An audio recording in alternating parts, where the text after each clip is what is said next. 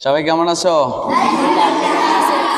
আলহামদুলিল্লাহ। আজকে আমরা ফজরের সুন্নাত সালাত সঠিক নিয়মে আদায় করা শিখবো ইনশাআল্লাহ। ফজরের সুন্নাত সালাত পড়ি তো সবাই? ফজরের পূর্বে কয় রাকাত সুন্নাত? সবাই জানো না?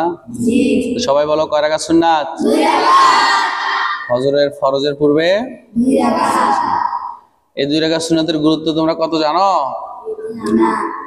আমাদের রাসূল সাল্লাল্লাহু আলাইহি সাল্লাম বলছেন যে রাকাত আল ফজরি খায়রুম মিনাদ দুনিয়া ওয়া মা ফিহা।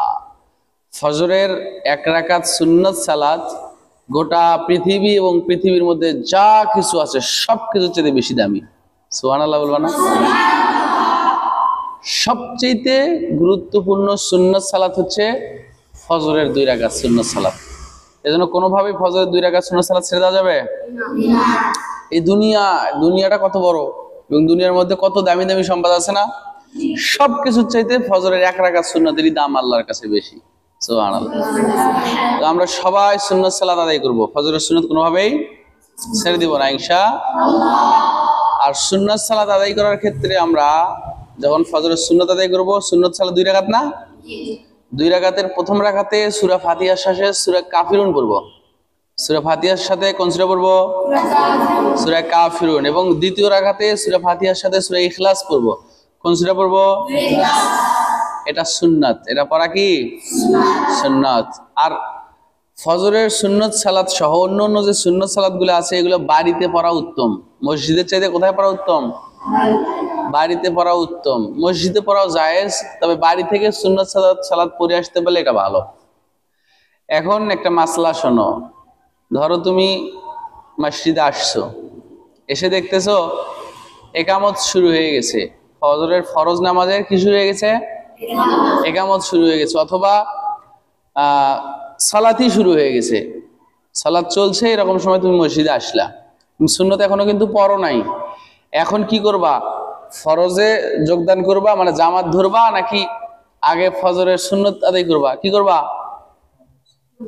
সবাই বলো জামাত ধরবা। মাশাআল্লাহ। অনেকে বলছে জানো না, না জানলে বলতে হবে জানি না। তো অনেকেই বিশেষ করে হানাফি মাযহাবে এই মাসলাটা ওনারা মানে যে যদি মসজিদে এসে দেখে জামাত শুরু হয়ে গেছে বা ইকামত হয়ে যায়, যদি এমন সম্ভাবনা থাকে যে সুন্নত পড়ে ফরজ ধরতে পারবে, তাহলে তারা সুন্নত পড়েই ফরজ ধরতে বলে। কিন্তু আমাদের রাসূল সাল্লাল্লাহু আলাইহি সাল্লাম তিনি কি বলেছেন?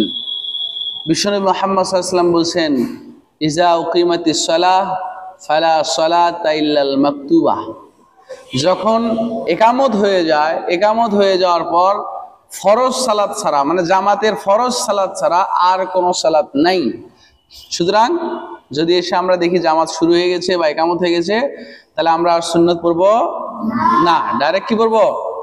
ফরজ আদায় করবো। এবং ফরজ আদায় শেষে, ফরজ সালাত আদায় শেষে আমরা সুন্নত 2 রাকাত আদায় করে নেব, অথবা ফরজ শেষে সূর্য উদিত হওয়ার 15 থেকে 20 মিনিট পর আমরা সুন্নতটা আদায় করব, তবু আদায় হয়ে যাবে ইনশাআল্লাহ।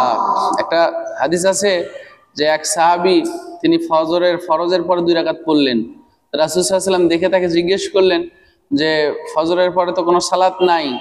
তো ওই ব্যক্তি বললেন, হে আল্লাহর রাসূল, আমি এই 2 রাকাত ফজরের পূর্বের সুন্নত 2 রাকাত পড়লাম, কারণ আমি ফজরের পূর্বে 2 রাকাত মিস করেছিলাম।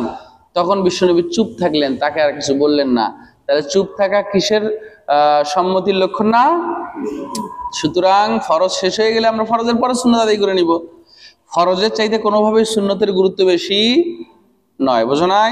তাহলে জামাত যদি শুরু হয়ে যায়, এসে দেখি জামাত শুরু হয়ে গেছে, তাহলে সুন্নত না পড়ে আমরা আগে কি পড়বো?